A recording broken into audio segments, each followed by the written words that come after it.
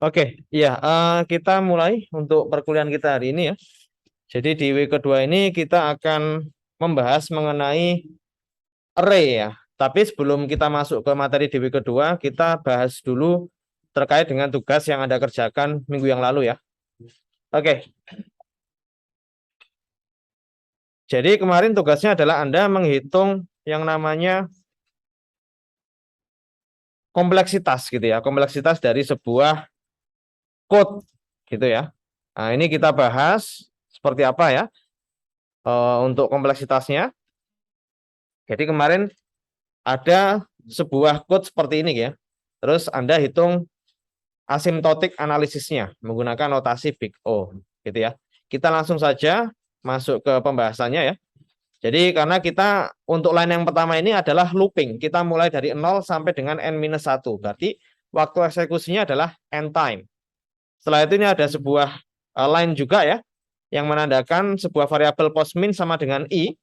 Nah, jadi semua baris kode yang ada di bawahnya looping ini itu akan dieksekusi sebanyak n-1 seperti itu ya. Nah, mungkin kemarin ada yang terjebak di sini ya. Ini line ke-6 ini apakah dieksekusi gitu ya? Dieksekusi ya karena ada kemungkinan postmin ini nilainya bukan i lagi gitu ya. Kemarin ada yang tanya dan apakah kondisi ini ya nilai yang ada di dalam if ini itu dieksekusi atau tidak? Nah, kalau Anda lihat di line kelima ada kemungkinan nilai postmin ini kita eksekusi sehingga nilai postmin ini nilainya nggak sama dengan i lagi tapi nilainya itu j. Nah, karena ingat ya kalau kita menghitung kompleksitas itu kita harus berpikirnya worst case ya. Kita berpikir bahwa kondisi itu adalah kondisi yang worst case. Semua line itu pasti tereksekusi. Nah, seperti itu. Nah, jadi semua line yang ada di 2 sampai 9 ini kita akan kalikan sebanyak n-1. Seperti itu ya. Terus untuk looping ini ya, looping ini nah, kita eksekusi ya sebanyak n-1 dikali n karena ini dimulai dari j ya, j sama dengan 1 sampai dengan j kurang dari n. Berarti nanti dieksekusinya sebanyak n kali, gitu kan ya. Kita kalikan dengan n-1. Nah, yang ada di dalamnya ini ya, looping for yang di baris ketiga ini, nah kita kalikan n-1 dengan n-1 karena ini kan di dalamnya for yang line ketiga kan ya. Jadi ya kita kalikan dengan n-1. Seperti itu ya. Nah, sampai dengan line ke-6 ya, ini karena di dalamnya looping yang pertama, jadi kita kalikan dengan n-1 karena kondisi terburuknya ya bahwa line 6 sampai 9 ini pasti kita eksekusi. Jadi n-1, n-1, n-1, n-1 untuk line ke-6 sampai ke 9 seperti ini. Nah, kalau kita hitung notasi big O-nya ya, ya kita tambahkan saja n ditambah n-1 ditambah n kuadrat ya, dikurangi n plus n kuadrat bla bla bla, ketemunya 3n kuadrat plus n-3. Jadi nilai asymptotic analisisnya big O-nya adalah ON pangkat 2. Nah, kita simplifikasi ya. Jadi yang kita ambil adalah n dengan pangkat yang paling tinggi. Jadi big O n pangkat k. Nah, karena k-nya yang paling tinggi itu adalah pangkat kedua, jadi ya notasinya adalah ON kuadrat seperti itu. Oke ya, ada yang betul ini ON kuadrat ya. Belum saya koreksi semua sih ya. Kemarin masih belum saya cek semua, tapi beberapa yang sudah saya koreksi betul ya. Banyak yang betul menjawab seperti ini. Oke. Nah, jadi ya tapi saya juga cek sih. Nanti bukan hanya outputnya ya. Kalau outputnya n kuadrat tapi ada hitungannya yang salah ya. Nanti nilainya ya nggak 100 ya. Nah, tapi kalau outputnya betul tapi ada yang salah ya. Di sininya ya nggak apa-apa. Nanti nilainya ya nggak 100 gitu ya. Oke, mungkin ada yang mau ditanyakan terkait dengan tugas yang kemarin? Sudah oke semua? Kalau oke kita masuk ke materi berikutnya ya. Jadi intinya kalau kita sedikit review ya, materi kita minggu lalu adalah kita menghitung analisis kompleksitas. Kita menganalisis kompleksitas dari sebuah code ya. Nah, nanti kalau Anda menyelesaikan sebuah problem menggunakan algoritma ya, Anda bisa hitung nanti kira-kira algoritma mana yang paling cocok untuk menyelesaikan sebuah problem. Nah, yang paling cocok salah satunya adalah kita memiliki asymptotic analisis yang nilainya itu big O notation-nya ya yang paling kecil. Nah, kalau paling kecil berarti ya otomatis algoritma yang Anda pilih ya atau logika yang Anda gunakan dalam code Anda, nah, berarti itu efektif gitu kan ya. Anda punya beberapa cara gitu kan ya. Cara yang pertama setelah Anda hitung analisis kompleksitasnya ON kuadrat. Cara yang kedua ON. Cara yang ke satu O1. Nah, kalau O1 berarti kan itu ya yang paling optimal gitu kan ya. Ingat ya, semakin tinggi notasinya ya. Yang paling tinggi itu 2 pangkat N ya. Nah, 2 pangkat N. Kalau Anda punya sebuah logika atau algoritma yang kompleksitasnya adalah O2 pangkat N ya. O2 pangkat N. Berarti ya algoritma yang Anda pilih atau logika yang Anda pilih di code Anda ya. Logika yang Anda implementasikan di code Anda itu ya kompleksitasnya tinggi gitu ya. Nah, tapi kalau Anda logika Anda atau algoritma yang Anda pilih itu kompleksitasnya adalah ON atau O log N ya atau O1 ya itu lebih bagus seperti itu. Nah, nanti ini adalah salah satu cara untuk menghitung kompleksitas algoritma yang Anda pilih seperti itu ya. Ini penting juga ya. Karena kalau kita menyelesaikan sebuah problem itu bukan hanya outputnya betul atau salah gitu ya. Outputnya betul atau enggak, sesuai atau enggak, tapi juga kompleksitasnya kita perlu perhitungkan. Karena data yang kita proses itu bukan hanya data yang jumlahnya sedikit. Kalau data kita banyak, pasti nanti running time ya yang Anda butuhkan untuk mengeksekusi code Anda ya semakin tinggi juga. Nah, ini salah satu yang harus kita pertimbangkan. Ini biasanya kalau Anda ikut lomba-lomba programming ya, lomba logika gitu ya. Ini salah satu penilaiannya ini kompleksitas gitu ya. Oke. Kita masuk ke materi di week kedua ya. Ini saya record ya untuk pertemuan kita hari ini. Nanti saya share ya di Google Chat ya untuk pertemuannya.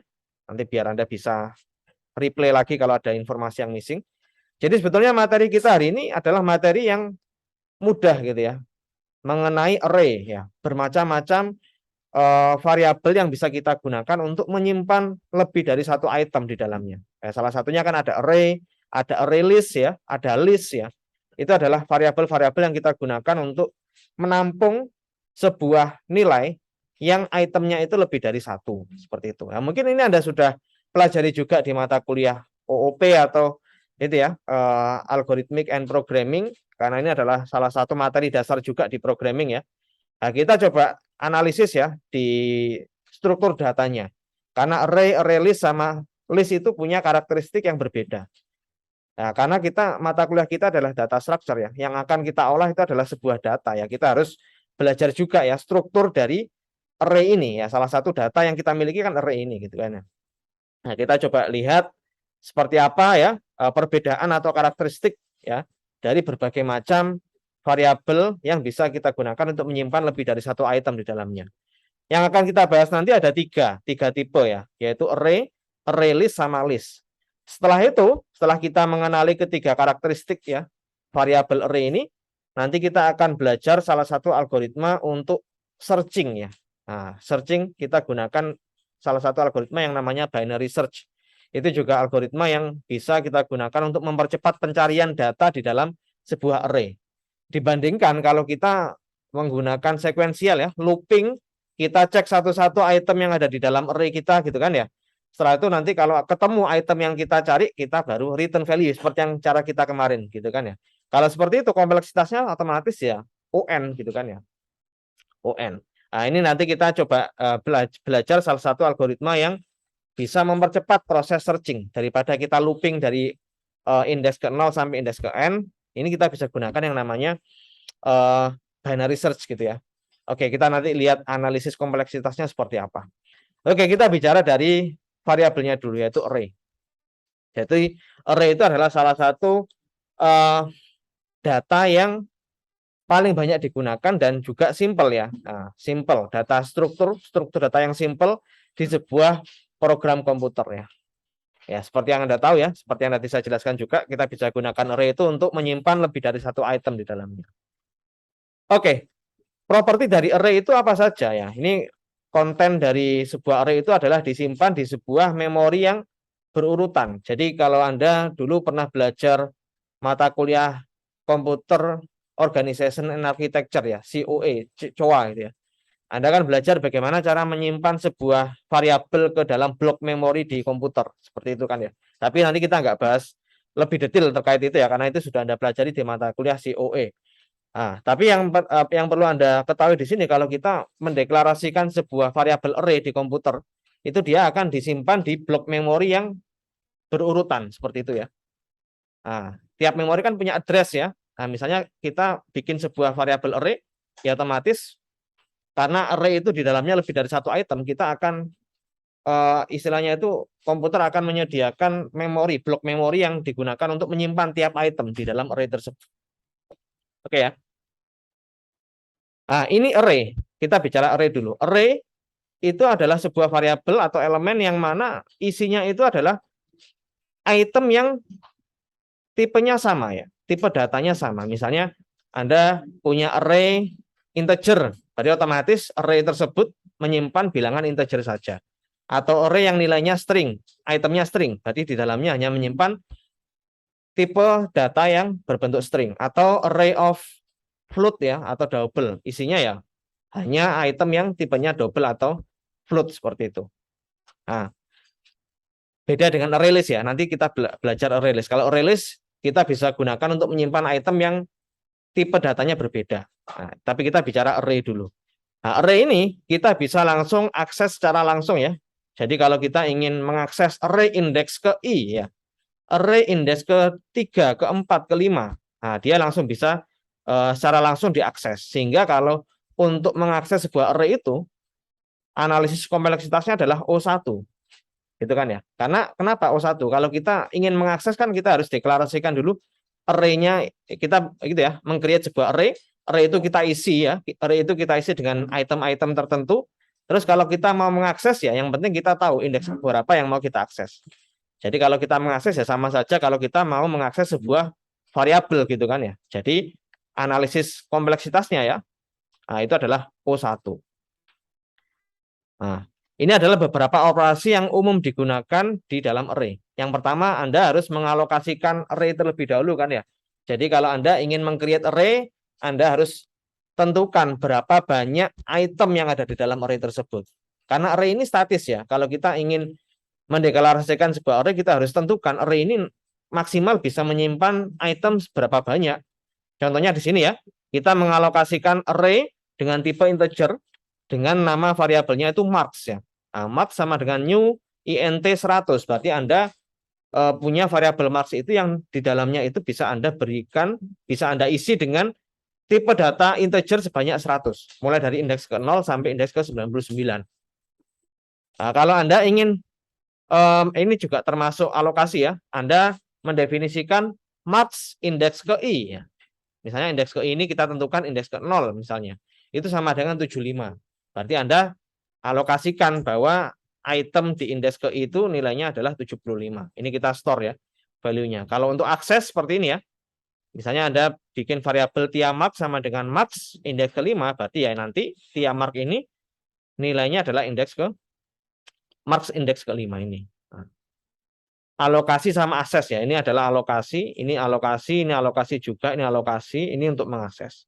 Untuk redimensioning ini biasanya kalau Anda ingin mengubah dimensi dari array tersebut, misalnya yang semula 100 Anda ingin kecilkan jadi 50 atau sebaliknya, Anda ingin tambah gitu ya dimensinya. Itu nanti kita akan bahas setelah ini. Oke. Itu karakteristik dari array ya. Jadi kita harus mendeklarasikan variabel array dengan berapa banyak item yang bisa disimpan di sana. Jadi kalau di memori misalnya Anda seperti ini ya. int marks ya. Marks sama dengan new int 100. Berarti Anda secara otomatis di komputer itu akan mengalokasikan 100 blok address ya. Yang akan menyimpan value yang ada di variabel marks ini. Seperti itu ya. Oke. Tapi sebelum kita membahas mengenai itu ya tadi ya, bagaimana cara menyimpan sebuah variabel itu ke blok memori di komputer kita. Nah, ini ada dua tipe ya. Kalau kita ingin menyimpan sebuah variabel ya, di dalam sebuah memori itu ada dua cara. Yaitu cara yang pertama adalah value, yang kedua itu reference. Jadi gini, tipe ya, tipe do you know that the type of the array element will influence how the element will be stored. Artinya adalah kalau kita tadi ya ingin menyimpan sebuah variabel di memori itu ada dua cara, value sama reference type ya. Jadi kalau di C# ya ada dua tipe data yang bisa kita gunakan. Atau sebenarnya di pemrograman yang lain juga kurang lebih seperti itu ya. Yang pertama ini value type ya. Jadi ini adalah tipe data ya, tipe value yang bisa kita simpan di dalam sebuah memori. Ada integer, float, boolean ya, karakter dan sebagainya. Ini saya kira juga Anda sudah tahu. Tapi kalau reference type ini yang kita simpan di memori itu bukan sebuah value, tapi sebuah address yang lain. Jadi value-nya itu tidak disimpan di address itu. Value-nya disimpan di address yang lain. Nah, makanya kita sebut sebagai reference. Jadi kalau bisa kita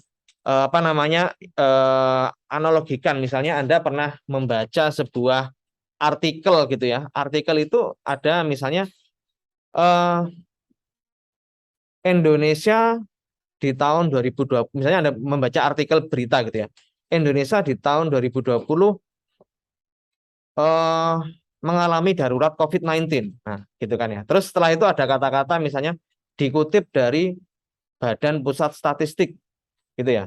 Misalnya seperti itu. Jadi itu adalah reference ya. Variabel itu, value itu tidak disimpan langsung di memori, tapi dia akan merefer ke address yang lain. Itu hanya analogi saja. Sama seperti ini. Kalau di memori itu ya, memori itu nanti ada address ya, ada value. Nah, address itu akan menyimpan alamatnya. Kalau misalnya nanti Anda ingin mengakses data itu, maka Anda akan merefer ke alamat itu. Tapi kalau reference ini, address ya, value-nya itu juga address. Jadi dia akan merefer ke address yang lain. Itu mungkin Anda pernah ketahui waktu kuliah COE gitu ya. Ada dua tipe value yang ada di dalam memori itu ya. Oke, ini ada itunya, ada apa namanya? Contohnya seperti ini. Ini kita bicara yang value dulu. Misalnya Anda mendeklarasikan sebuah variabel integer A sama dengan 15. Nah, ini hanya ilustrasi saja ya. Sebetulnya address itu enggak seperti ini ya. Address itu ya biasanya disimpan dalam value heksadesimal ya, yang nilainya itu mulai dari 0 sampai F ya. Anda ingat ya, heksadesimal itu rentang value-nya bukan 1 sampai 10 ya, bukan 0 sampai 9, tapi 0 sampai F ya kalau nggak salah ya. Jadi A itu berarti 10, B itu 11, C itu 12, D 13, E 15 ya, F itu 16 kan ya. Jadi ada heksadesimal itu nilainya 0 sampai 16 ya kalau kita 0 sampai 15 ya. Itu di yang angka 10 sampai angka 15-nya itu direpresentasikan dengan huruf A sampai F. Begitu juga dengan address ya. Tapi ini sebetulnya Anda bisa abaikan saja. Ini A ini bisa Anda abaikan ya. Nah, A, B sama C ini ya maksudnya ini 8.000 itu address yang digunakan untuk menyimpan variabel A ini gitu ya. Ini disimpan di address ke 8.000. Ini sebetulnya addressnya juga random ya. Kita nggak tahu gimana alokasi memori yang ada di komputer ya. Itu tugasnya komputer yang akan mengalokasikan variabel itu ke address tertentu. Yang penting ini hanya ilustrasi saja. Misalnya integer A itu disimpan di address ke 8.000 di blok memori komputer kita. Nah, kontennya apa? Kontennya ini value 15 ini. Yang B kita simpan di address 8004 gitu ya. Nah, ini kita simpan kontennya itu 25 dan seterusnya. Ini adalah blok memori kita yang tiap kali kita meng-create sebuah variabel nanti dia akan disimpan di address ini gitu kan ya. Ini kalau kita menggunakan yang namanya kita gunakan yang namanya value type ya untuk menyimpan sebuah variabel. Jadi address ini ya address ya. Alamatnya, kontennya ya ini. Konten adalah value yang disimpan dari variabel itu. Nah, bagaimana dengan reference type ya? Nah, kita masuk ke reference type. Nah, yang reference type ini kalau kita lihat misalnya kita meng-create sebuah variabel ya. variabelnya itu bukan integer, bukan float, bukan double, bukan string, tapi button. Nah, mungkin Anda waktu di mata kuliah OOP juga ya, kalau kita meng-create sebuah item di UI, itu juga dia adalah sebuah variabel sebetulnya kan ya. Ada kelas button, ada kelas apa namanya combo box dan lain sebagainya. Misalnya kita meng-create button ya di UI yang ada di program kita. Kita namai button B1. Mungkin waktu mata kuliah apa ya, kalau di C# mungkin nggak kelihatan ini ya, variabel-variabel UI-nya. Tapi kalau di mata kuliah distributed programming, sudah ambil belum belum ya? Yang pakai Java itu, kalau pakai Java itu lebih kelihatan ya. Kalau kita meng-create item di UI, itu nanti di code kita itu akan diberikan itu ya, blok kode yang memang dia merepresentasikan UI kita. Tiap item, tiap komponen di UI itu dia juga direpresentasikan dalam bentuk variabel. Oke, anggap saja ini kita punya variabel yang tipenya itu adalah komponen di UI. Bisa button, bisa combo box ya, bisa text box, text area dan sebagainya. Kalau tipenya itu bukan variabel yang integer, float dan sebagainya, tipenya adalah komponen seperti ini ya. Kita tetap sediakan ya memori, blok memori. Tapi ini belum kita deklarasikan, hanya button B1 gitu aja ya. Button B1. Kita belum deklarasikan. Kalau kita deklarasikan dalam OOP kan button B1 sama dengan new button gitu kan ya. Nah, ini kita belum deklarasikan. Kalau belum kita deklarasikan, ya tetap kita alokasikan memori ya, tapi ininya, ini nggak ada kontennya sebentar. Ini kan ada address sama konten, ini harusnya juga ada kontennya ini. Mungkin belum tertulis di sini. Ini adalah addressnya, ini kontennya. Karena belum kita deklarasikan ya, berarti ya nilainya 0 gitu ya. Oke. Kalau sudah kita deklarasikan, B1 sama dengan new button. Nah, ini baru kontennya muncul. 15.000. 15.000 itu bukan sebuah value, tapi dia sebuah reference, address gitu ya. Jadi dia ini adalah address. 15.000 itu bukan nilai integer, bukan nilai float, bukan nilai string ya, tapi dia adalah reference. Dia akan merefer ke address yang lain. Seperti itu. Gitu ya. Nah, di address 15.000 ini nanti dia akan mengakses ya address ke 15.000 itu yang mana kontennya itu adalah ini overhead ya. Overhead itu nanti saya jelaskan overhead ini. Anda bisa itu dulu. Abaikan dulu. Ini ada 150 exit dan lain sebagainya. Ini merupakan atribut ya.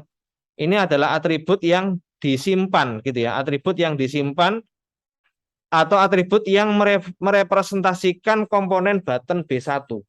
Jadi misalnya buttonnya itu width-nya 100 ya, 100 pixel, height-nya 50 pixel, labelnya itu exit ya, terus dan lain sebagainya. Nah, ini sebetulnya di sini bisa kita tuliskan, ini address-nya ada 15.001 ini ya. Terus ini 15.002 misalnya ya. Nah, ini 15.003 dan seterusnya ya, dan seterusnya. Jadi dia memiliki blok memori ya, karena nilai yang kita simpan itu ya, komponen button itu kriterianya kan banyak, atributnya banyak, bukan cuma satu gitu kan ya. Beda kalau kita kembali lagi ke sebelumnya. Ini kita mendeklarasikan sebuah variabel nilainya isinya cuma satu kan ya dia. Integer A 15 ya sudah, kita nggak perlu reference type ya. Kecuali kalau integer A ini nanti dia menyimpan lebih dari satu value seperti array. Kalau kita lihat sebetulnya button ini bisa kita umpamakan juga sebagai array karena dia di dalamnya punya atribut yang nilainya itu lebih dari satu. Gitu ya. Jadi nanti kalau Anda meng-create sebuah UI, button misalnya ya, button itu juga variabel array sebetulnya, karena di dalamnya dia punya, bukan variabel array sih, tapi variabel objek ya, yang mana dia punya beberapa nilai di sana ya, mulai dari width-nya berapa, height-nya berapa, labelnya apa, dan lain sebagainya. Mungkin color-nya apa, color ya, warnanya apa, background-nya itu, terus font-nya itu warnanya apa, dan seterusnya ya. Nah dia apa namanya? Duh, mati ya? Apa? Kecabut ah? Dari tadi atau barusan matinya? Oh, barusan. Iya, sebentar, sebentar. Mungkin ke apa? Ke senggol mungkin ya. Coba di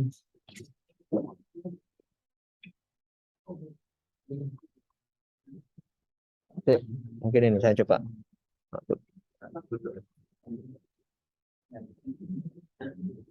Loh, nggak bisa ya? Ada yang kecabut mungkin? Nggak ada.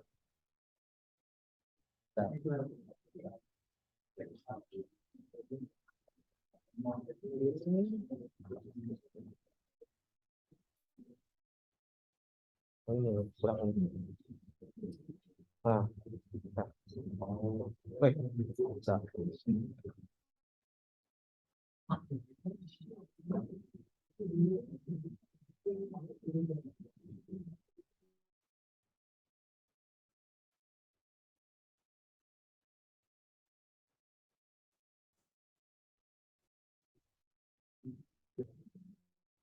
Coba klik lagi.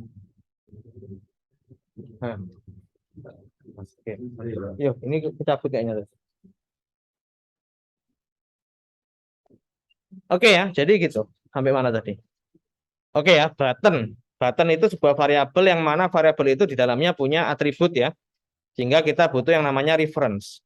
Reference itu misalnya ini tadi ya, 15.000 ini bukan nilai integer, bukan nilai float ya, tapi dia adalah reference.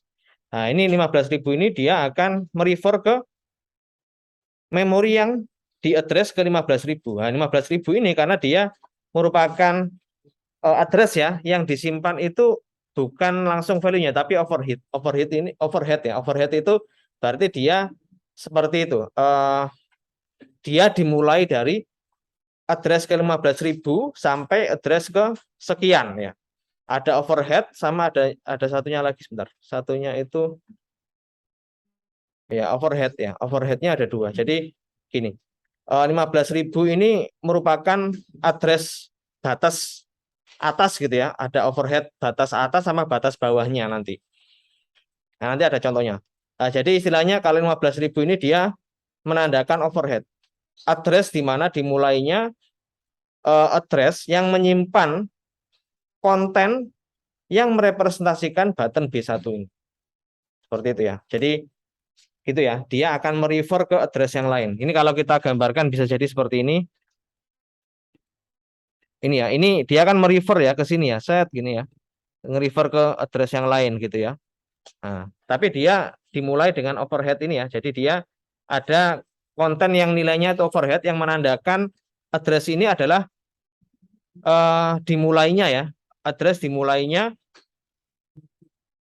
address yang menyimpan ya, menyimpan atribut dari button B1 ini. Gitu ya. Nah, jadi dia kayak overhead itu kayak menandakan address ini, address setelah overhead ini dia akan menyimpan ya value atau konten yang merepresentasikan sebuah button B1 seperti itu. Nah, jadi kalau kita belum deklarasikan B1 sama dengan new button, misalnya button B1 gitu saja ya, nanti kontennya masih bernilai 0. Nah, tapi kalau kita sudah deklarasikan ya, new button, nah terus kita alokasikan ya memori ini kita isi kontennya itu dengan reference type, yang mana nanti reference type ini akan menyimpan address yang lain gitu ya. Nah, jadi address yang lain itu kita gunakan untuk menyimpan karakteristik dari button B1 itu, button B1 ya. Oke, nanti ada contoh lagi yang lebih mudah karena ini contohnya kan ini ya, button gitu ya, mungkin agak sulit untuk dipahami. Nanti setelah ini ada contoh yang lebih mudah yaitu array yang misalnya kalau kita mengalokasikan sebuah array itu nanti gimana cara nyimpannya. Oke, kita lanjut dulu. Nah, ini kalau misalnya contohnya yang array ya, kita mendeklarasikan sebuah array marks ya, yang mana array marks ini dia punya item sebanyak 3. Nah, seperti ini ya. Nah, ini int mark sama dengan new int 3. Nah, jadi dia address ke 1000 ini dia akan menyimpan konten yang berbentuknya itu reference. 8.000 ini juga reference ya. Yang mana 8.000 ini dia akan menjadi overhead ya. Nah, overhead dari address yang lain ya. Yang mana nanti karena kita alokasikan itu 3 gini ya. Jadi 8.004, 8.006, 8.010 ya. Ini dia akan dialokasikan untuk menyimpan item-item dari integer marks itu sendiri. Pertanyaan gini, mungkin kenapa kok loncatnya itu 2, terus 6, terus 10 gitu ya. Nah, jadi gini, sebetulnya di memori itu ini hanya ilustrasi ya. Bisa jadi address itu ya urut ya 8004, 8005, 8006. Tapi ada kemungkinan 8005 itu sudah digunakan untuk menyimpan variabel yang lain, gitu ya. Ini hanya ilustrasi saja, sebetulnya ilustrasi saja. Tapi kalau di aslinya gitu ya, kalau misal kita mendeklarasikan sebuah array, berarti dia tadi ya contiguous memory ya. Jadi kita gunakan array itu pasti nilai item-item yang ada di dalamnya akan disimpan di address yang berdekatan harusnya. Ini harusnya 8004, 8005, 8006 gitu harusnya ini. Tapi kan tadi ada tulisannya hanya ilustrasi gitu ya. Sebetulnya urut ya, addressnya urut harusnya. Nah, jadi seperti ini. Address 8000 digunakan sebagai overhead saja. 8004, 8006, 8010 ini digunakan untuk menyimpan item-item dari variabel marks itu. Jadi sebetulnya kalau kita punya variabel array gitu ya, address-nya lebih banyak ya, address-nya plus 2 dari item yang dimiliki. Kenapa kok plus 2? Karena ini ya, address yang pertama itu digunakan untuk menyimpan ininya, menyimpan reference type-nya gitu ya. Terus address yang kedua ini sebagai overhead-nya. Nah, address yang ketiga, 4, 5 ini baru digunakan untuk menyimpan item-item yang ada di item-item yang ada di dalamnya variabel array itu sendiri. Gitu ya. Sebenarnya ini kenapa kok kita belajar gini? Sebenarnya kan mungkin apa manfaatnya gitu ya. Ya paling enggak kita tahu ya kalau kita mendeklarasikan sebuah array itu ternyata di komputer itu cara kerjanya seperti itu. Dia akan punya reference gitu ya. Terus setiap reference itu akan merefer ke address yang lain ya. Terus ada overhead-nya dan sebagainya. Ini hanya struktur memori ya kalau kita mendeklarasikan sebuah variabel ya. Seperti itu. Nah, gitu ya. Tapi nanti di implementasinya struktur data itu binary search gitu ya. Terus nanti Anda belajar algoritma sorting ya. Sebenarnya ini nggak akan Anda nggak akan apa ya? Istilahnya itu nggak ada kaitannya gitu ya. Tapi paling nggak kan kita tahu ya kalau kita mendeklarasikan sebuah variabel itu seperti ini cara penyimpanannya gitu ya. Oke, ini saya clear dulu. Nah, ini kalau kita ingin ini ya. Jadi ingat kalau array itu di awal kita harus tentukan panjang dari array itu berapa. Ini panjangnya 3, berarti ya kita harus alokasikan 3 blok memori untuk menyimpan item yang ada di array tersebut. Tapi belum kita tentukan tadi karena kita hanya deklarasikan int mark sama dengan new int3. Jadi kita harus sediakan 3 blok memori ini gitu kan ya. Nah, ini nilainya berapa? Nilainya 0, masih belum ada nilainya ya karena kan kita belum apa namanya kita belum tentukan ya indeks ke-1 itu berapa, indeks kedua berapa, indeks ketiga berapa. Nah, ini baru kita tentukan. Kalau variabelnya itu integer ya, berarti ya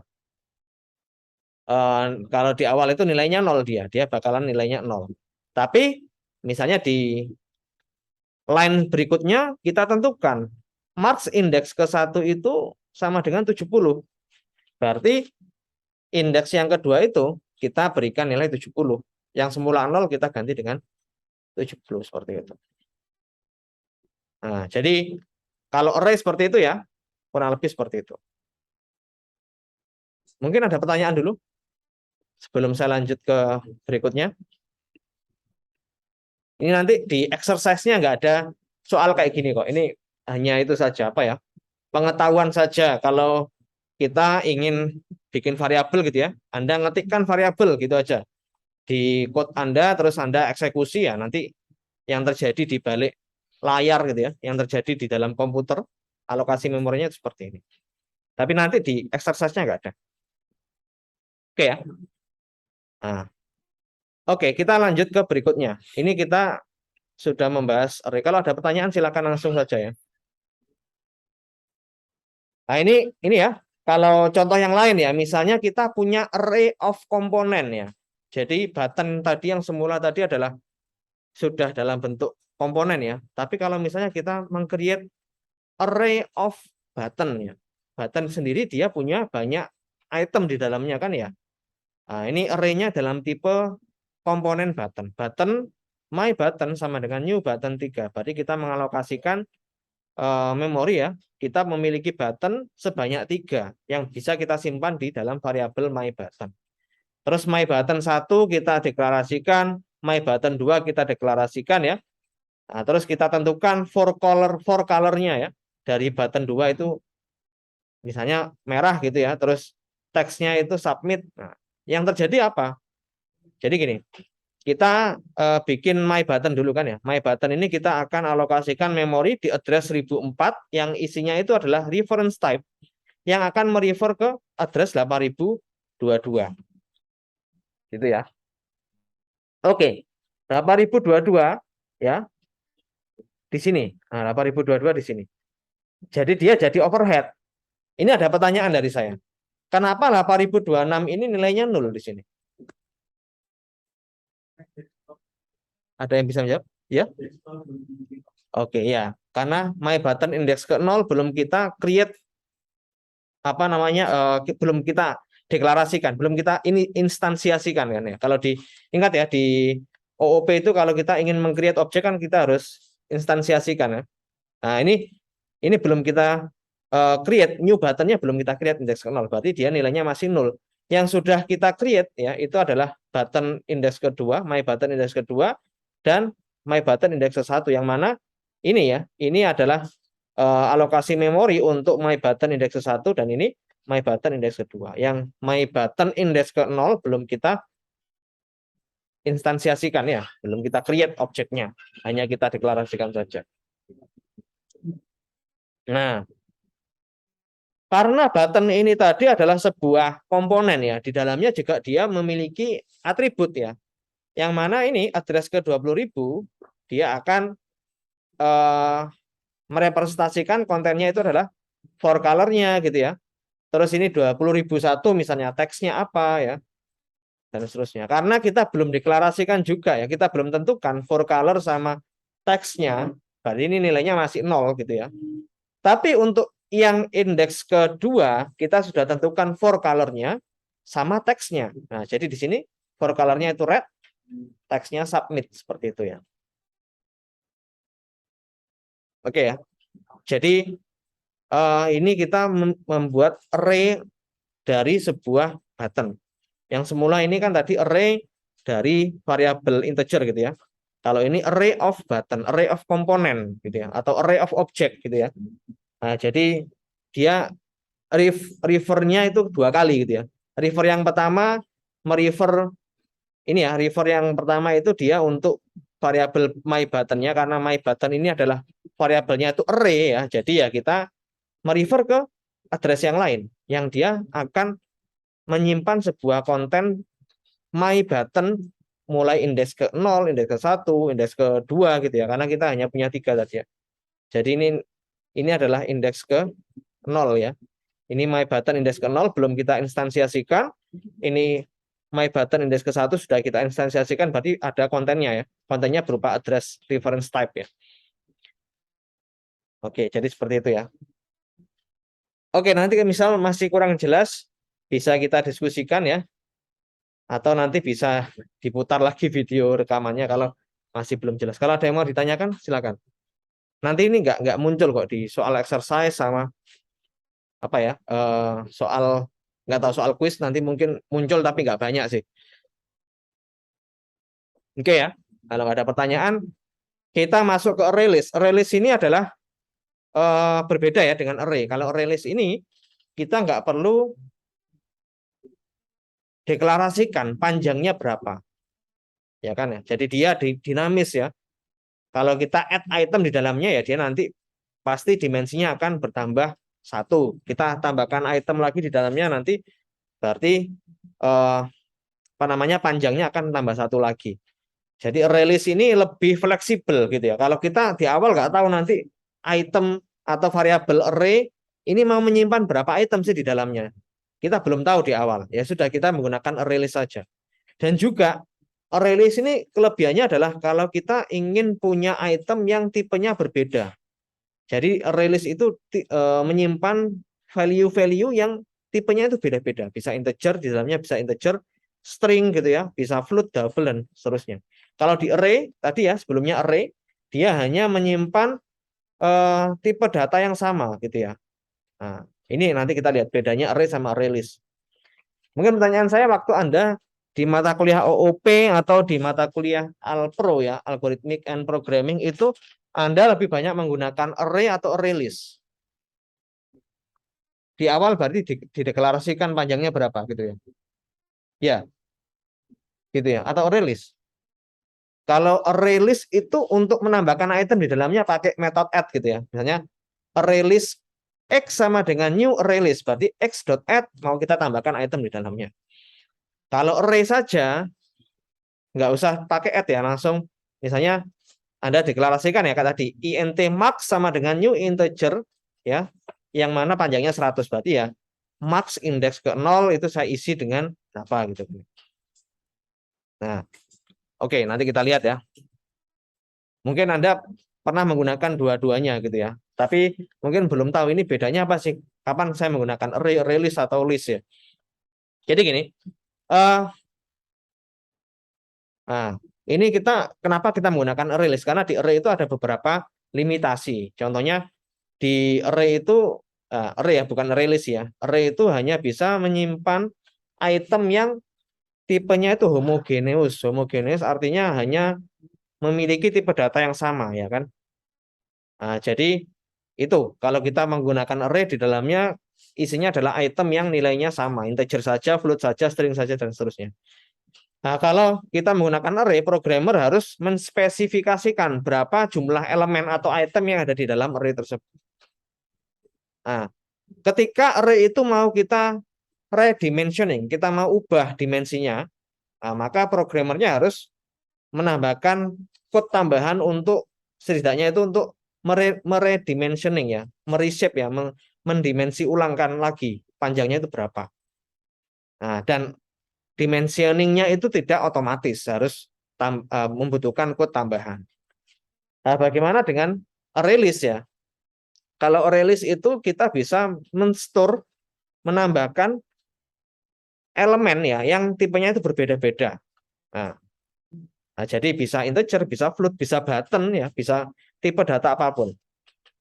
Nah, dan dapat memiliki kemampuan untuk menghandle redimensioning secara otomatis. Kalau misal kita menambahkan itemnya itu banyak berapapun itu ya, nanti array list tersebut bisa melakukan redimensioning secara otomatis. Nah, maka oleh karena itu Anda bisa menggunakan array list. Tapi array list juga punya kekurangan. Nanti kita coba lihat ya. Oke, array list ini bisa digunakan untuk store ya tipe data apapun ya. Nah, behind the scene ya, di balik layarnya sebetulnya ini kalau kita menggunakan bahasa pemrograman .NET atau bahasa pemrograman Java ya, atau bahasa pemrograman OOP yang mendukung OOP, tiap kali kita menggunakan array list itu, maka akan dibuatkan sebuah object class. Nah, object class ini adalah sebuah tipe data yang sebetulnya itu dia umum ya. Di dalam object class itu dia akan menderive ya beberapa tipe data. Mungkin Anda waktu OOP pernah belajar inheritance gitu ya. Kalau kita punya sebuah objek ya, objek itu punya inherit ke beberapa sub ya atau beberapa tipe objek yang lain. Nah, mungkin Anda pernah mendengar itu di konsepnya polymorphism ya di mana di OOP ya. Kalau kita punya sebuah kelas yang sebagai parent ya, kita punya child kan di dalamnya. Yang mana child itu punya kriteria yang sama dengan parent-nya seperti itu ya. Tapi kita nggak akan bahas lebih detail mengenai itu. Tapi sebetulnya gini, konsepnya array list itu kenapa kok dia bisa menyimpan tipe data yang berbeda-beda? Karena tipe data itu sebetulnya adalah menginherit ke sebuah objek kelas ya. Kita mendeklarasikan sebuah tipe integer. Nah, integer itu sebetulnya inheritance dari sebuah kelas objek ya. Jadi objek kelas itu adalah parent-nya. Oleh karena itu, tiap kali kita mengisi sebuah variabel atau item atau elemen di dalam array list, dia akan disimpan dalam bentuk objek sebetulnya. Bukan dalam bentuk langsung integer, bukan dalam bentuk langsung string gitu ya, tapi dalam bentuk objek. Oleh karena itu, ini ada kekurangannya kalau kita menyimpan dalam bentuk objek, otomatis kita harus menggunakan proses yang kita sebut sebagai boxing sama unboxing. Jadi, misalnya kita mau menambahkan tipe data integernya itu kita convert dulu ke dalam bentuk objek. Terus kalau kita mau mengakses, nah kita harus unboxing, ya kita harus convert lagi ke dalam bentuk integer. Jadi tiap kali kita mendeklarasikan sebuah atau menambahkan item di dalam sebuah release ya, berarti ada dua operasi, boxing sama unboxing. Boxing sama unboxing, nggak bisa langsung kita simpan gitu ya. Jadi kita harus ubah dulu ke dalam bentuk objek nanti variabelnya. Tapi kelebihannya kita bisa menyimpan tipe data dengan tipe apapun ya, integer, float ya, atau string dan sebagainya. Nah, kalau kita melakukan storing data ya, maka kita gunakan proses boxing. Kalau kita ingin mengakses data, meretrieve data, nah kita harus convert back lagi ya ke dalam bentuk tipe data yang kita inginkan. Nah, contohnya seperti ini ya. Ini adalah code yang kita gunakan untuk mendeklarasikan sebuah release ya. Nah, jadi release itu kita deklarasikan new release tanpa harus tahu dulu berapa panjangnya gitu ya. Kita cukup tentukan saja variabelnya my arr list new sama dengan release, terus kita add 80, ini kan tipe datanya integer ya. Ini data structure misalnya ini string, terus true ini boolean. Jadi kita punya 3 tipe data yang berbeda di dalam my release ini. Nah, nanti semua tipe data ini ya, all of these data types will be stored as object data, bukan sebagai variabel, bukan sebagai integer, bukan sebagai string, bukan sebagai boolean, tapi semuanya itu kita simpan dalam tipe data objek. Karena tadi ya objek itu parent-nya ya, parent kelasnya. Yang mana itu nanti dia punya child, yang mana child itu ya integer, string ya, boolean dan lain sebagainya. Nah, kalau kita ingin mengakses ya, ini adalah aksesnya, retrieve-nya ya. Nah, kita harus ubah dulu my arr list ini, dia kan tipenya itu ya, integer tadi ya. Nah, kita kalau ingin operasikan item itu kita gunakan untuk operasi kalkulasi misalnya, karena tipe datanya itu adalah integer, ya kita harus ubah dulu. Ini kita tambahkan int di depannya. Ini adalah unboxing-nya. Ya memang lebih itu ya, lebih ribet karena kita harus melakukan boxing sama unboxing ya, ada 2 operasi ya.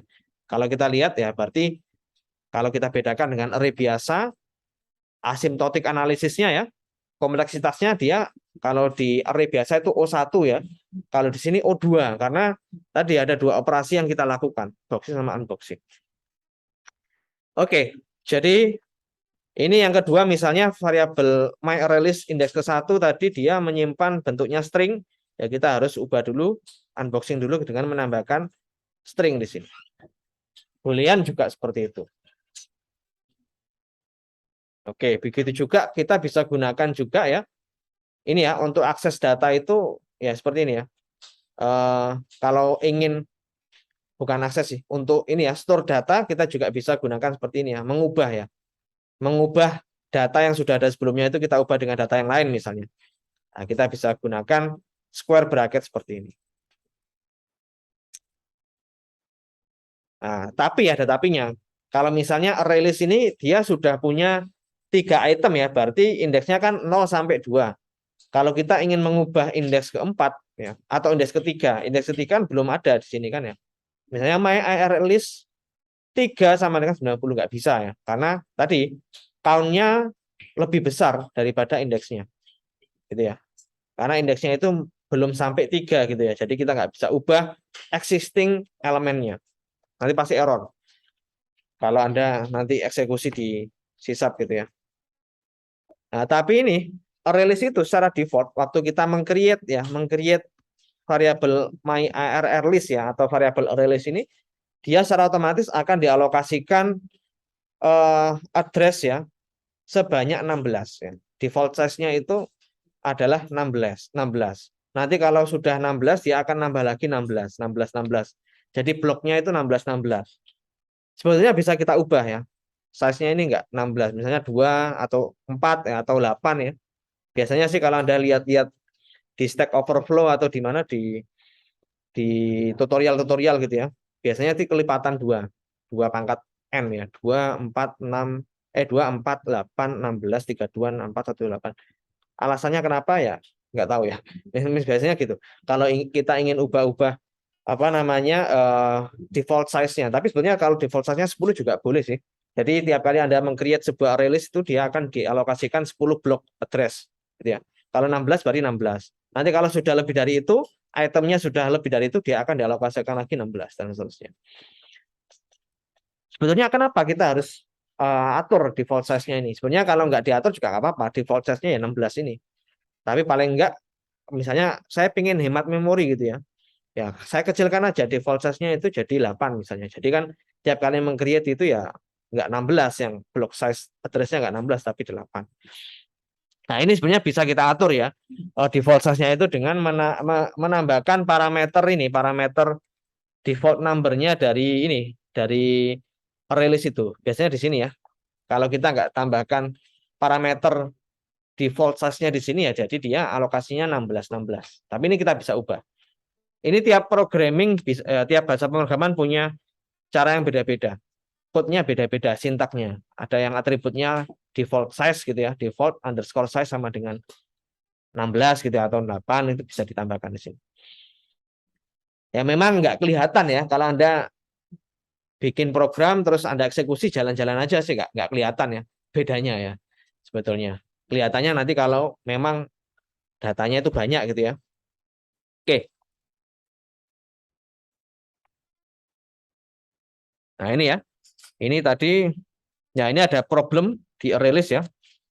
Jadi problemnya adalah kalau Anda seorang programmer ya menggunakan release, jadi Anda harus mengkonvert ya item yang Anda akses dari release itu ke dalam bentuk aslinya gitu ya. Seperti ini. Nah, tadi kan harusnya 80 ini ya. Ini harusnya integer ya. Tapi namanya programmer juga manusia. Misalnya Anda keliru ini. Waktu unboxing itu keliru mengganti 80 itu dengan boolean. Nah, ini pasti error muncul kan ya. Beda kalau Anda menggunakan array, yang pasti dalam array itu satu array pasti homogeneous ya itemnya, sama semua. Tapi kalau di array list bisa jadi beda. Nah, ini harus kita convert kembali gitu ya. Oke. Nah, untungnya ya di .NET atau bahasa pemrograman yang sudah mendukung OOP ya, itu kita ada satu lagi sebuah tipe array yang dia itu eh, memiliki kemiripan antara array list sama array ya. Jadi kita memiliki tipe data list ya. Mungkin Anda pernah gunakan list ini ya. List ya, ada array list, ada list ya. Kalau list ini dia sama dengan array list. Kemiripannya adalah kita bisa itu ya, dynamic itunya. Alokasi memorinya bisa dynamic. Jadi di awal kita nggak perlu alokasikan berapa panjangnya gitu ya. Tapi dia hanya bisa menyimpan satu tipe data, homogeneous. Nah, kita coba lihat ya. Nah, ini ya. Kemiripannya dengan array list. Jadi kalau list ini juga punya internal array ya. Jadi kalau kita mau deklarasikan itu nggak perlu atur berapa panjangnya. Dan dia juga punya automatic redimensioning.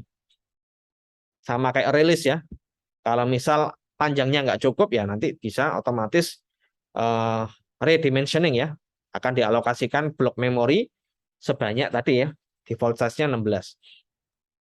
Tapi ada bedanya. Bedanya ini list ini homogeneous ya. Dia hanya menyimpan satu tipe data saja. Jadi nggak perlu boxing sama unboxing. Nah, ini adalah sintaknya kalau kita ingin meng-create sebuah variabel list ya. List kita kasih ini ya. Seperti ini, karakter kurung buka, kurung tutup ya. Bukan kurung buka, kurung tutup, apa ya bilangnya ini. Nah, list int mat sama dengan new list int seperti ini.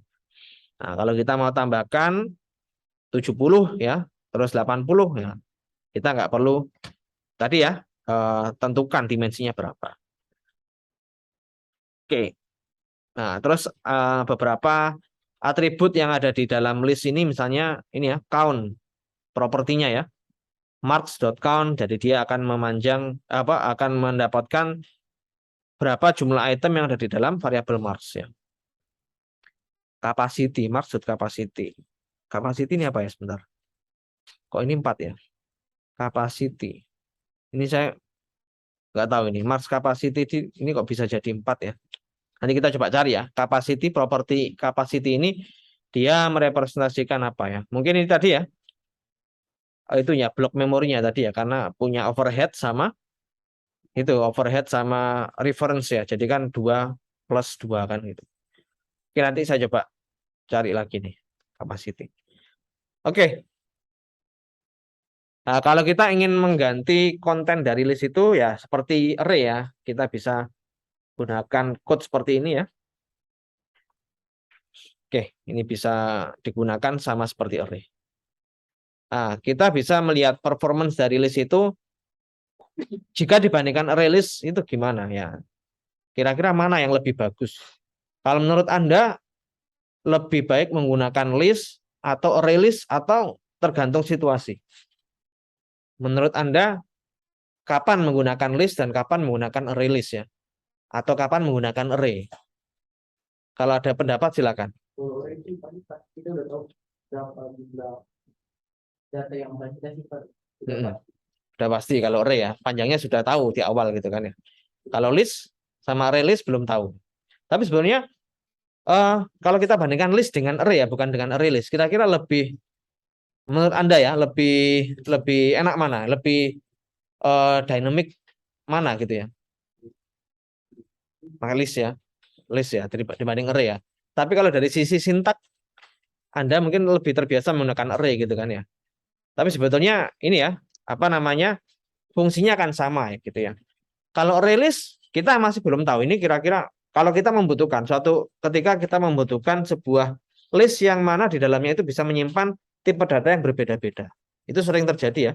Nanti kalau Anda belajar data science gitu ya, data science sama belajar machine learning gitu ya, yang mana sebuah variabel itu merepresentasikan kriteria dari sebuah objek. Nah, kriteria dari sebuah objek bisa jadi itemnya kan beda-beda, gitu ya.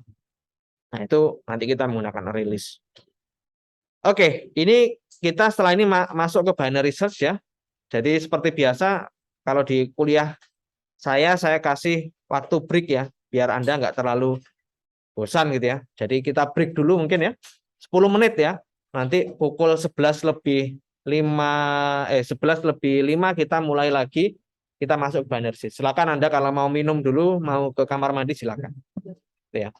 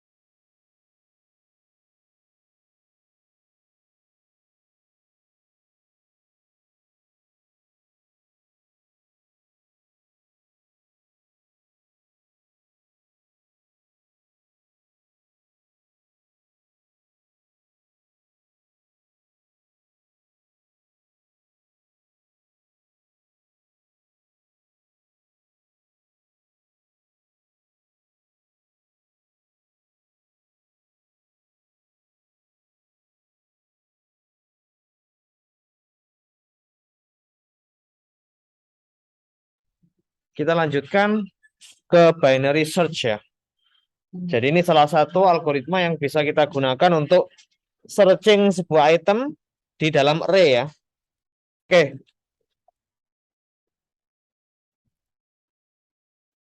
Oke, ini ada satu kondisi. Kalau kita menggunakan binary search itu kita harus asumsikan bahwa data kita sudah kita urutkan ya.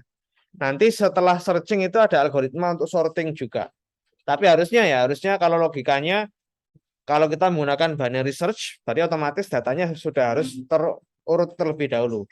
Nah, maka kita harus gunakan algoritma sorting terlebih dahulu kan ya. Tapi di sini kita asumsikan bahwa array kita itu sudah dalam kondisi yang urut ya. Karena nanti kita juga akan belajar algoritma untuk sorting setelah searching. Karena yang sorting itu lebih kompleks ya. Caranya itu stepnya, flow-nya lebih kompleks dibandingkan yang searching. Makanya kita belajar yang searching dulu dengan asumsi bahwa data kita sudah kita lakukan sorting. Seperti itu ya. Oke. Kalau kita menggunakan algoritma binary search ini, kita asumsikan ya, kita memiliki starting index sama ending index ya. Yang starting index ini kita asumsikan kita beri nama first sama last. Gitu ya.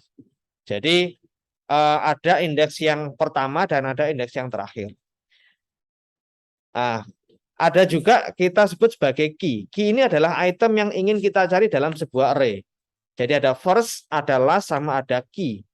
First itu adalah indeks pertama dari sebuah array, last itu adalah indeks terakhir. Ya, dan key itu adalah indeks yang akan kita cari. Dan yang mana array itu kita asumsikan sudah kita lakukan sorting. Nah, ini adalah algoritma dari binary search. Jadi kita harus hitung dulu ya. Kita harus cari dulu indeks yang ada di middle, yang ada di tengah. Caranya gimana kalau kita ingin mendapatkan indeks yang ada di tengah gitu ya, dari sebuah array. Jadi gampang saja. Indeks yang ada di first itu indeks keberapa, last itu indeks keberapa, kita bagi jadi 2. Nanti kita akan dapat nilai dari middle-nya. Misalnya indeks yang pertama itu 0, indeks yang terakhir itu 10, berarti middle-nya adalah 5. Kalau indeksnya itu 0, indeks first-nya itu 0, last-nya itu 9, maka tengahnya berapa? 4,5. Karena 4,5 nggak ada, kita asumsikan kita ambil yang lower bound-nya. Kita gunakan yang kita bulatkan ke bawah, kita floorkan. Kita dapatin nilai 4. Kita asumsikan kita kecilkan ya, kita gunakan pembulatan ke bawah atau floor ya, bukan cell. Nah, jadi kalau kita menggunakan binary search, langkah yang pertama tadi kita sudah punya first sama last. Di iterasi yang pertama, kita punya beberapa iterasi ya untuk melakukan searching. Sebenarnya kalau kita menggunakan searching yang sekuensial yang kayak kemarin itu, kita kan juga ada loopingnya ya. Kita juga scanning gitu kan ya. Kita juga ada iterasi sebanyak n kali sesuai dengan jumlah item yang ada di dalam array kita gitu kan ya. Nah, jadi kita tentukan dulu first sama last-nya. Dari first sama last itu kita punya middle. First sama last ini di iterasi yang pertama, maka first itu menandakan indeks ke-0 dari array yang mau kita cari item di dalamnya. Last itu adalah indeks yang terakhir dari array yang mau kita cari item di dalamnya. Middle itu adalah indeks yang ada di tengah. Caranya mencarinya adalah first plus last dibagi 2. Nah, setelah itu ya, kita compare item yang kita cari itu ya, key-nya itu kita compare dengan item yang ada di indeks middle. Gitu ya. Kita compare kira-kira lebih besar mana isinya ya. Item itu lebih besar mana dengan yang middle. Item yang ada di indeks key, ya item yang mau kita cari itu key-nya itu kita compare dengan item yang ada di indeks middle. Nah, ini kita coba next ya. Nah, jadi kalau middle-nya itu lebih dari key, item yang ada di indeks middle itu lebih dari key, maka last-nya itu kita ganti dengan middle minus 1. Oke, mungkin ini ya, kita coba langsung saja ke contohnya biar nggak bingung. Ya, ini tadi kan kayak itu ya, poin-poin gini kalau kita nggak coba langsung bingung. Misalnya kita punya array, data ini adalah array-nya, ini indeksnya, indeks 0, 1, 2, 3, 4 sampai dengan 8. first sama lastnya ini di iterasi yang pertama ya indeks ke-0 sama indeks ke-8 karena kita punya 9 item di sini. Middle-nya berapa? Middle-nya kita ini saja 0 ditambah 8 bagi 2 itu 4 kan. Berarti middle-nya itu indeks ke-4. Kita coba compare item yang ada di indeks ke-4 itu dengan key-nya. Misalnya key-nya ini berapa ini? Key-nya 130 ya. Ini yang mau kita cari. Key itu ada di indeks keberapa? Ada di indeks keberapa gitu ya. Kita coba cari data yang ada di indeks ke middle itu ya kita bandingkan dengan key-nya. Ini 63 ya. Indeks yang ada di item yang ada di indeks middle 63, yang mau kita cari itu 130. 130 itu lebih besar daripada 63. Maka first-nya ini kita ganti yang semula itu 0, kita ganti dengan middle plus 1. Yaitu adalah 5. Nah, jadi nanti first-nya itu yang semula di sini kita ganti di sini. Jadi ibaratnya kalau kita pakai binary search, dia lebih efektif karena kita mencarinya itu kita bagi 2 gitu ya. Otomatis ini nggak perlu kita lakukan iterasi kan. Item 1, 2, 3 ini yang kita sudah tahu nggak ada. 130 key 130 itu nggak ada di indeks ke 1, 2, sama 3. Jadi kita bisa menghemat 3 gitu ya, 3 iterasi. Nah, terus di sini kita tambahkan indeks yang tadi first-nya itu 0, kita ganti dengan middle. Middle plus 1 sama dengan 5. Jadi first-nya sekarang di sini.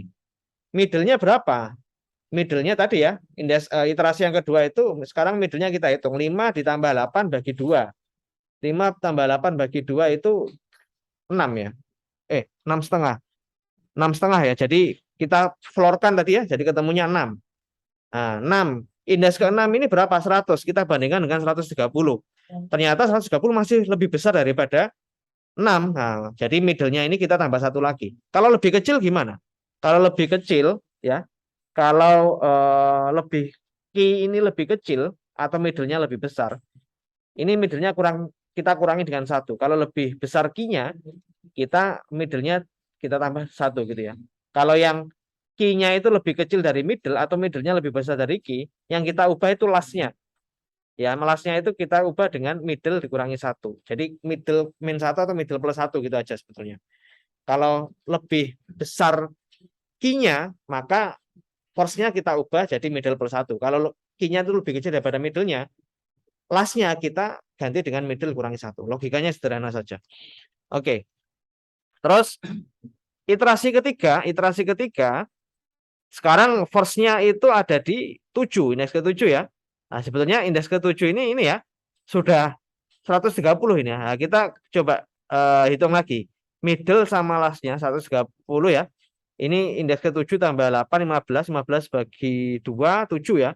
Nah, kita cari. Oh, ternyata di data middle ini sudah ketemu key-nya. Key-nya kalau sudah ketemu ya berarti ini ya. Kita selesai di iterasi ketiga. Ini kita cukup 3 kali iterasi saja. Gitu ya. 3 kali iterasi. Terus kita ketemu di sini di indeks ke-7 gitu ya. Nah, jadi seperti itu ya. Ini salah satu contoh yang mana ini key-nya itu mesti lebih besar daripada middle-nya. Kalau lebih kecil ya tinggal diubah. Last-nya itu kita ubah dengan middle minus 1. Nah, ini untuk latihan ya. Silakan Anda seperti kemarin ya, tuliskan di kertas ya, menggunakan seperti ini ya. Nah, iterasi pertama, 2, 3 sampai seterusnya. Setelah itu soalnya yang ini. Nah, ini silakan Anda kerjakan sama seperti di slide sebelumnya. Nanti Anda foto seperti kemarin ya. Nanti Anda kumpulkan di ULS. Sudah saya berikan link uploadnya sampai dengan jam 12:30 ya. Kalau ada pertanyaan silakan bisa ditanyakan ya.